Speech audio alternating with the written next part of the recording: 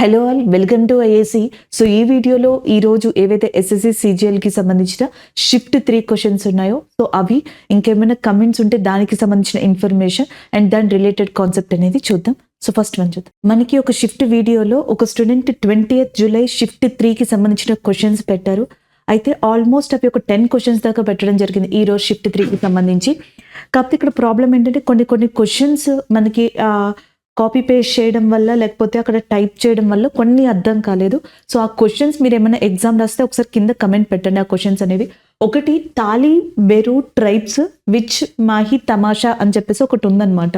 So మాకేమని అర్థమైందంటే తాలి బెరు tribe గురించి ఇచ్చారేమో అని. యాక్చువల్గా ఈ టైప్ ఆఫ్ ట్రైబ్స్ అనేవాళ్ళు మనకి ఎగ్జిస్ట్ అయ్యి లేరు.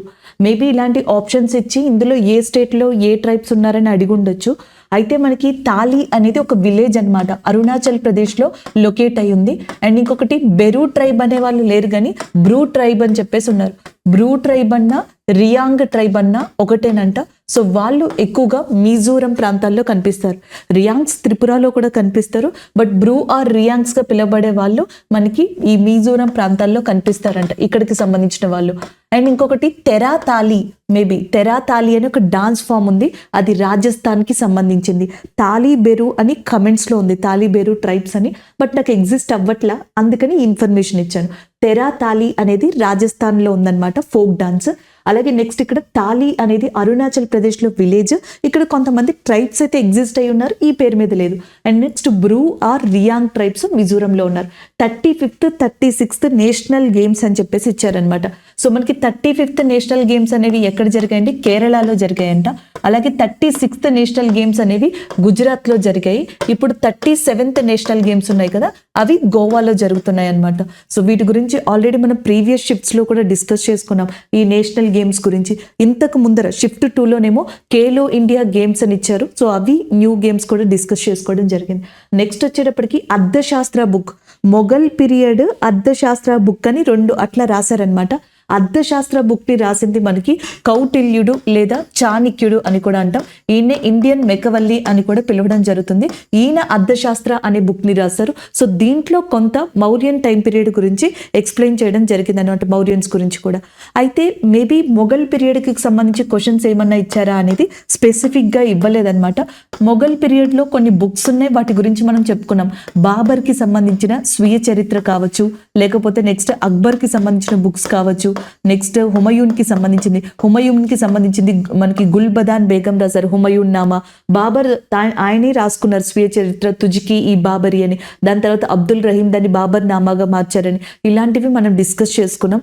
మేబీ మొఘల్ పీరియడ్లో కింగ్స్ గురించి ఇస్తే కింగ్స్ గురించి మీకు తెలుసు, యుద్ధాల గురించి ఇచ్చినా తెలుసు, ఈవెన్ కన్స్ట్రక్షన్స్ గురించి ఇస్తే ఫతేపూర్ సిక్రీ లాంటి వాటిని అక్బర్ కట్టించారు, దిన్ ఈ ఇలాహీ మతాన్ని స్థాపించారు, బీబీకా మక్బర్ అని దాన్ని మనకి ఔరంగజేబ్ ఇచ్చారు, తాజ్ మహల్ లాంటి వాటిని షాజహాన్ కన్స్ట్రక్ట్ చేయడం జరిగింది.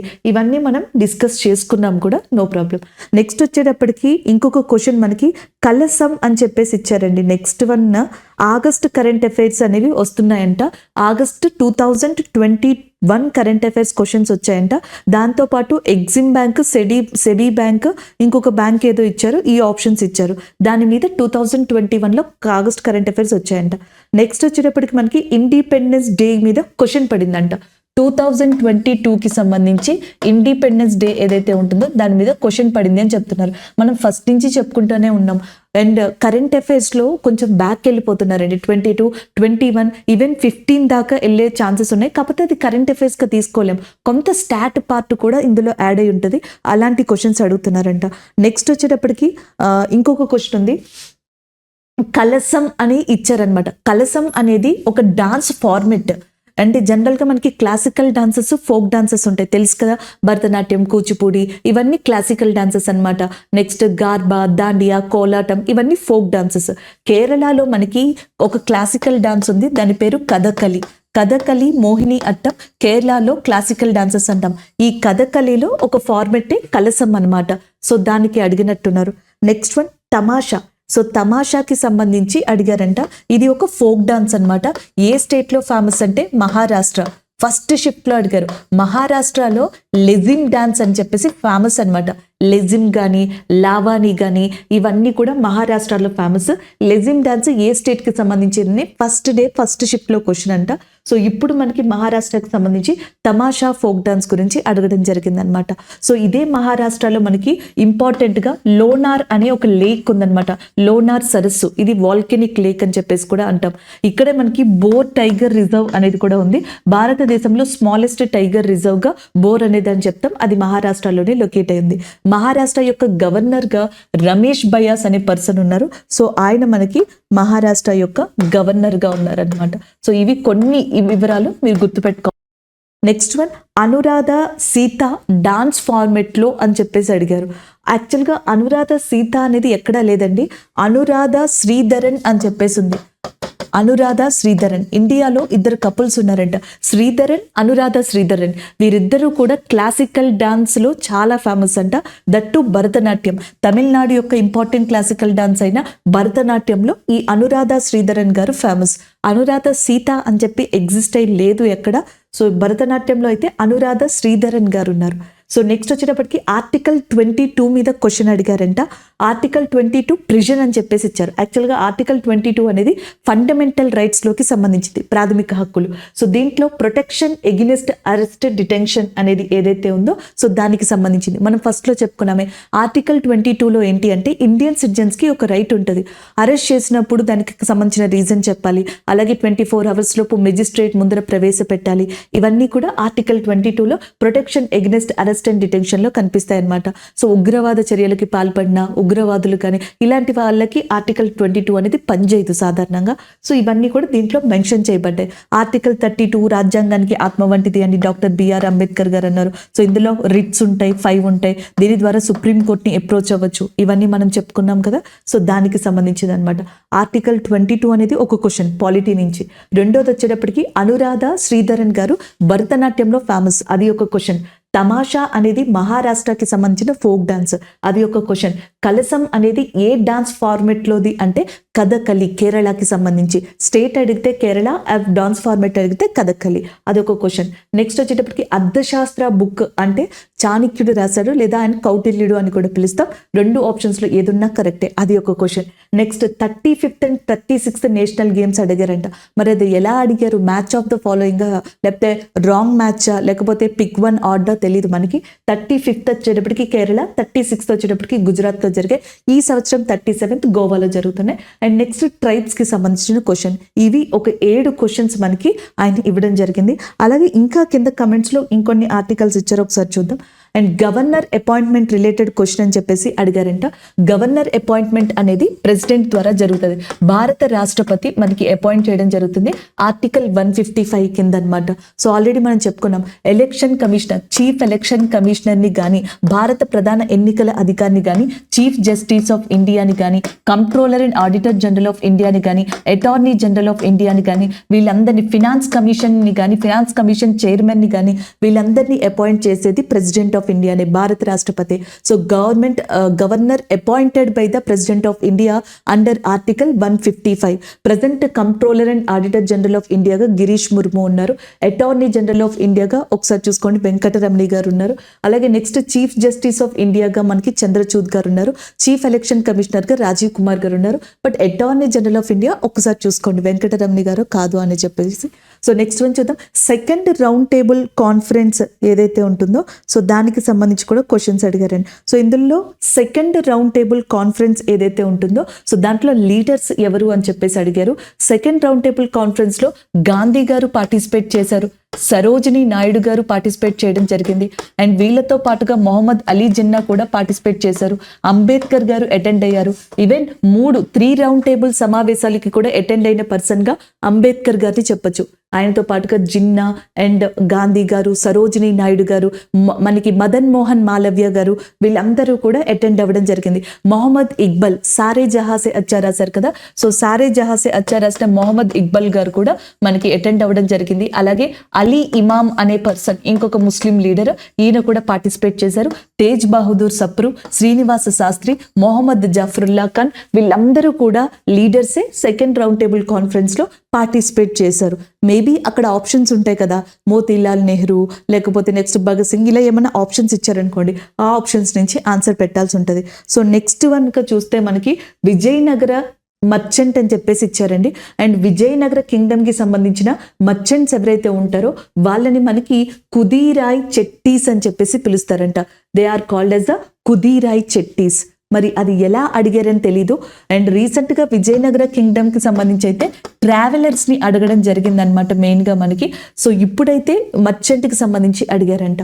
So next one, sailor selected in Tokyo Olympics గా ఉందన్నమాట. సో మనకి 2020కి సంబంధించిన టోక్యో ఒలింపిక్స్ జరిగాయి కదా, దాంట్లో ఫస్ట్ విమెన్ సెయిలర్ సెలెక్ట్ అయ్యారనమాట. అప్పట్లో నేత్రా కుమానన్ అనే పర్సన్, ఇప్పుడు కూడా ఈమె కరెంట్ అఫైర్స్ లో ఉన్నారు. నేత్రా కుమానన్ అనే పర్సన్, ఆమె అప్పుడు సెలెక్ట్ అయిందనమాట. The first female sailor who selected to the Tokyo Olympics గా కూడా చెప్పొచ్చు. సో ఇంకా కొంతమంది ఉన్నారు, ఆప్షన్స్ ని బట్టి పెట్టాలని. డౌరీ ప్రొహిబిషన్ ఢిల్లీ 350 ఇట్లా ఆర్టికల్ అని ఏదో ఇచ్చారు. సో డౌరీ ప్రొహిబిషన్ యాక్ట్ వచ్చేటప్పటికి 1961. నాకు అర్థం కాలేదు, ఇక్కడ డౌరీ 350 అని ఇచ్చారు, నాకు అర్థం కాలేదు అది. బట్ డౌరీ ప్రొహిబిషన్ యాక్ట్ అనేది అయితే మాత్రం 1961లో రాబడింది అనమాట. మనకి జాయింట్ సిట్టింగ్ ఆఫ్ పార్లమెంట్ అని చెప్పేసి ఆర్టికల్ 108లో ఉంటుంది అనమాట. ఇది మనం ఆస్ట్రేలియా దగ్గర నుంచి తీసుకున్నాం. ఇది జాయింట్ సిట్టింగ్ ఆఫ్ పార్లమెంట్ అనేది ప్రెసిడెంట్ ఆఫ్ ఇండియా పిలుపు మేరకు జాయింట్ సిట్టింగ్ అనేది కండక్ట్ చేస్తారు లోక్సభకి, రాజ్యసభకి. ఇలా జాయింట్ సిట్టింగ్ కండక్ట్ చేసినప్పుడు లోక్సభ స్పీకర్ ఎవరైతే ఉంటారో ఆయనే ఈ సభకి అధ్యక్షత వహిస్తారు. ఇలా ఇండియాలో 3 times జాయింట్ సిట్టింగ్స్ జరిగాయి. ఒకటి బ్యాంకింగ్ రీఫార్మ్స్ కోసం ఒకసారి, పోటా ప్రివెన్షన్ ఆఫ్ టెర్రరిజం యాక్ట్ 2002కి ఒకసారి, 1961లో వరకట్న నిషేధ చట్టం డౌరీ ప్రొహిబిషన్ యాక్ట్ కి సంబంధించి ఒకసారి జరిగాయి. అది 1961లో వచ్చిందనమాట. సో ఇవి ఈ క్వశ్చన్స్ కింద మనకి కమెంట్ చేసిన వాటిలో ఉన్నాయి ఈరోజు షిఫ్ట్ 3కి సంబంధించి. అలాగే మనకి ఇంకొక స్టూడెంట్ కొన్ని క్వశ్చన్స్ ఇచ్చారు ఇక్కడ షిఫ్ట్ 3కి సంబంధించి. చూద్దాం. ఎస్థినోస్పియర్ కి సంబంధించి ఇచ్చారంట. సో ఎస్థినోస్పియర్ అంటే ఏంటండి, జనరల్ గా మనకి భూమి యొక్క ఇంటీరియర్ స్ట్రక్చర్ అంటాం కదా, భూమి యొక్క అంతర్భాగం. సో దీంట్లో మనకి 3 లేయర్స్ అనేవి ఉంటాయి. ఒకటి క్రస్ట్, 2 మ్యాంటల్, అండ్ మూడోది వచ్చేటప్పటికి కోర్ గా చెప్పడం జరుగుతుంది అనమాట. సో భూపటలం, భూప్రావరం, భూకేంద్ర మండలం. ఈ మ్యాంటల్ ఏదైతే ఉందో, సో దీంట్లో అప్పర్ పార్ట్ ఆఫ్ మ్యాంటల్ ఉంది చూసారా. సో ఈ అప్పర్ పార్ట్ ఆఫ్ మ్యాంటల్ అనేది వీకర్ పార్ట్ గా ఉంటది అనమాట, చాలా వీక్. సో దీన్నే మనకి ఎస్థినోస్పియర్ గా అని కూడా చెప్పడం జరుగుతుంది. మేబీ ఆ రిలేటెడ్ లో అడిగి ఉండొచ్చు. ఎస్ఎస్సి ప్రీవియస్ ఇయర్ క్వశ్చన్ గా కూడా ఇది ఉందన్నమాట. ఎస్థినోస్పియర్ అనేది దేనికి సంబంధించింది అని చెప్పేసి. So upper part of mantle కి సంబంధించింది. అలాగే నెక్స్ట్ వచ్చేటప్పటికి వాల్కెనో బేస్ అంటాం అనమాట. అగ్నిపర్వతం యొక్క బేస్ అనేది ఎక్కడ ఉంది అంటే దట్ ఈజ్ ఆల్సో ఎస్థినోస్పియర్ గా చెప్పడం జరుగుతుంది. అలాగే అత్తు లోపల మొత్తం టోటల్ గా ఎన్ని లేయర్స్ ఉంటాయి ఇంటీరియర్ స్ట్రక్చర్ లో అంటే 3. క్రస్ట్ ఒకటి, మ్యాంటల్ ఒకటి, కోర్ ఒకటి. భూపటలం, భూప్రావరం, భూకేంద్ర మండలం అంటాం. సో ఇందులో మనకి ఈ mantle, upper part of mantle asthenosphere అంటాం, దాన్ని అడిగారు అనమాట. అలాగే నెక్స్ట్ వచ్చేటప్పటికి వాల్కెనో అనేది 3 రకాలుగా ఉంటుంది. యాక్టివ్ వాల్కెనో అని చెప్పేసి అంటాం. అలాగే నెక్స్ట్ డోర్మెంట్ వాల్కెనో అని అంటాం. అండ్ ఇంకొకటి ఎక్స్టింక్ట్ వాల్కెనో అని చెప్పేసి చెప్పడం జరుగుతుంది. నిద్రణ అగ్నిపర్వతం, అవక్షేపణ అగ్నిపర్వతం, క్రియాశీల అగ్నిపర్వతం. సో ఈ యాక్టివ్ వాల్కెనోస్ నుంచి కూడా ఎస్ఎస్సిలో స్టాండర్డ్ జీకేలో క్వశ్చన్స్ ఉన్నాయి. బ్యారెన్ అగ్నిపర్వతం అనేది ఎక్కడుంది అని అడిగారు అనుకోండి, ఇండియాలో అండమాన్ అండ్ నికోబార్ లో ద మోస్ట్ యాక్టివేటెడ్ యాక్టివ్ వాల్కెనోగా బ్యారెన్ అనే దాన్ని చెప్పొచ్చు. ఈవెన్ అండమాన్ అండ్ నికోబార్ లో నార్కన్ డోమా అనే ఇంకొక అగ్నిపర్వతం కూడా ఉంది, బట్ అది యాక్టివ్ వాల్కెనో అయితే కాదనమాట. అలాగే వాల్కెనోలో మనకు వచ్చేటప్పటికి 2 ఇంపార్టెంట్ టెర్మినాలజీస్ ఉంటాయి. ఒకటి లావా అని చెప్పేసి అంటాం, రెండోది మాగ్మా. సో ఏదైతే వాల్కెనో అనేది ఎక్స్ప్లోడ్ అయిన తర్వాత, విచ్ఛిన్నం చెందిన తర్వాత, ఎక్స్ప్లోడ్ అయిన తర్వాత ఈ లావా అనేది బయటకు వస్తుంది కదా లిక్విడ్, ఇది 2 types లో ఉంటుంది. ఒకటి ఎసిడిక్ లావాగా చెప్పడం జరుగుతుంది, రెండోది వచ్చేటప్పటికి బేసిక్ లావాగా చెప్పడం జరుగుతుంది అనమాట. ఎసిడిక్ లావా నుంచి ఎక్కువగా మనకి పీఠ భూములు, లావా ప్లాట్యూస్ అంటాం చూసారా, సో అవి ఎసిడిక్ లావా వల్ల వస్తూ ఉంటాయి అనమాట. సో ఇది వాల్కెనోకి సంబంధించి గుర్తుపెట్టుకోవాల్సింది. అలాగే కిలౌయి అనే అగ్నిపర్వతం ఉంది. కిలౌయి ద మోస్ట్ యాక్టివేటెడ్ వాల్కెనోగా చెప్పడం జరుగుతుంది వరల్డ్ లో, one of the most activated volcano. ఇది హవాయియన్ ఐలాండ్ లో ఉందన్నమాట. ద వ్యాలీ ఆఫ్ 10,000 స్మోక్స్ అని చెప్పి the volcano which is a 10,000 smokes అని చెప్పేసి పిలుస్తారు. దాన్ని మౌంట్ యాట్నా అంటారు. మధ్యధరా సముద్రంలో వెలిగే దీపం. So light housing Mediterranean sea అని స్ట్రాంబోలి అగ్నిపర్వతాన్ని పిలవడం జరుగుతుంది. సో మేబీ ఇలాంటి రిలేటెడ్ క్వశ్చన్స్ అడుగుతారు. Next one 22 article. ఈ 22 ఆర్టికల్ని మనకి ఇంకొక పర్సన్ కూడా చెప్పడం జరిగింది, ఇంకొక స్టూడెంట్ కూడా కమెంట్ చేశారు. Article 22 protection against arrest and detention గా చెప్పొచ్చు. దాని గురించి ఆల్రెడీ మనం చెప్పుకున్నాం కూడా. Next one ozone related question అనేది పడిందంట. మేబీ ఓజోన్ లేయర్ అనేది ఎక్కడ ఉంటుంది అని అడిగుంటారు. స్ట్రాటోస్పియర్ ఉంది చూసారా, సో ఈ స్ట్రాటోస్పియర్ లో ఓజోన్ లేయర్ అనేది లొకేట్ అయి ఉంటుంది. అలాంటి క్వశ్చన్ ఏమన్నా ఓజోన్ హోల్, ఓజోన్ రంధ్రం అంటారు చూసారా, థిక్నెస్ ఆఫ్ ఓజోన్ లేయర్ కనుక తగ్గిపోతే దాన్ని ఓజోన్ హోల్ అని, ఓజోన్ మందగించిందని ఇలా అంటారు. సో దాన్ని దేనితో మెజర్ చేస్తారు అంటే డబ్సన్ స్కేల్ అని చెప్పేసి ఉంటుంది.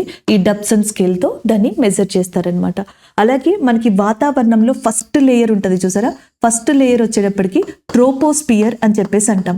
క్లైమేట్ అండ్ వెదర్ అనేవి ఎక్కడ చేంజ్ అవుతాయంటే ట్రోపోస్పియర్. అందుకే ట్రోపోస్పియర్ని చేంజింగ్ లేయర్ అంటారు. పారాచూట్స్ కానీ గ్యాషియస్ బెలూన్స్ కానీ అన్ని ఇక్కడ కనిపిస్తాయి. సో నెక్స్ట్ వచ్చేటప్పటికి స్ట్రాటోస్పియర్.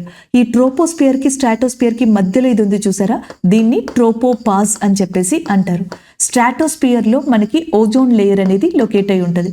అయితే 90% ఓజోన్ లేయర్ అనేది మనకి స్ట్రాటోస్పియర్లో ఉంటుంది.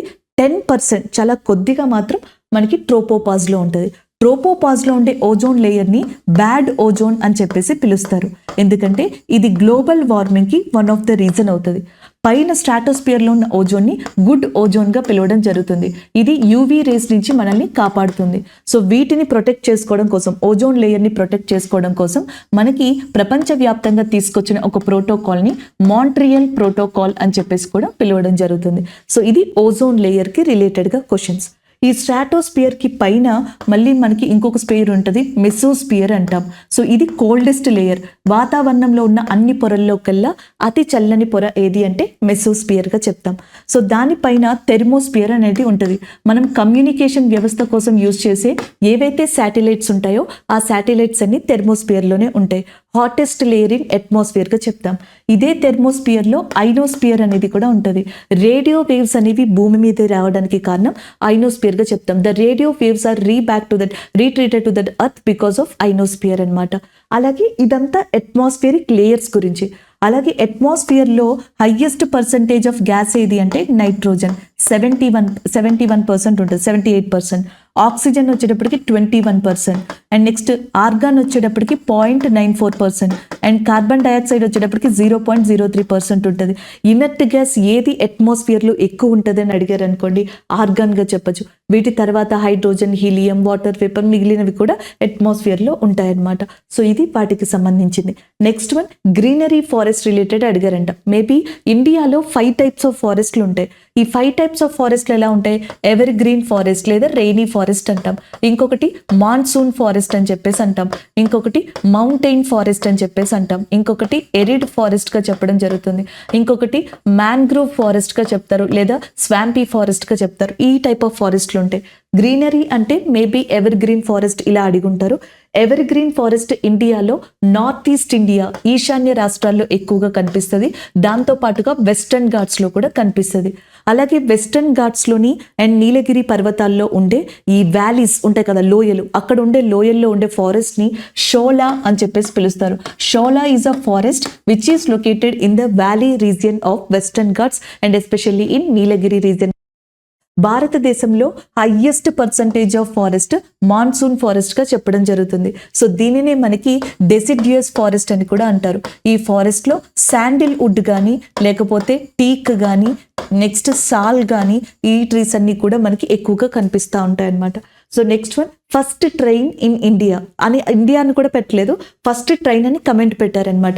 ఇండియాలో అయితే ఫస్ట్ ట్రైన్ 1853లో స్టార్ట్ అయింది. అది కూడా మనకి ముంబై టు థానే లేదా బాంబే టు థానే మధ్యలో స్టార్ట్ అయింది అనమాట. So father of Indian railways అని లార్డ్ డల్హౌసీని పిలుస్తారు. ఫాదర్ ఆఫ్ టెలిగ్రాఫ్ అని కూడా లార్డ్ డల్హౌసీని అంటారు. ఫాదర్ ఆఫ్ మనకి లోకల్ సెల్ఫ్ గవర్నమెంట్గా లార్డ్ రిప్పన్ని పిలవడం జరుగుతుంది. సో ఇలా చెప్పొచ్చు అనమాట. ఫస్ట్ వందే భారత్ ట్రైన్ అంటే మనకి ఇండియాలో అయితే fastest fastest train Vande Bharat. So ఈ వందే భారత్ ట్రైన్ 18 అని కూడా పిలుస్తారనమాట. అది ఫాస్టెస్ట్ ట్రైన్.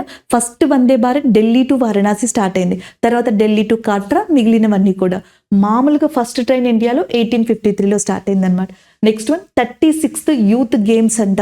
ఇవి నేషనల్ గేమ్స్, యాక్చువల్గా యూత్ గేమ్స్ అన్నాను, నేషనల్ గేమ్స్. 36th నేషనల్ గేమ్స్గా చెప్పొచ్చు.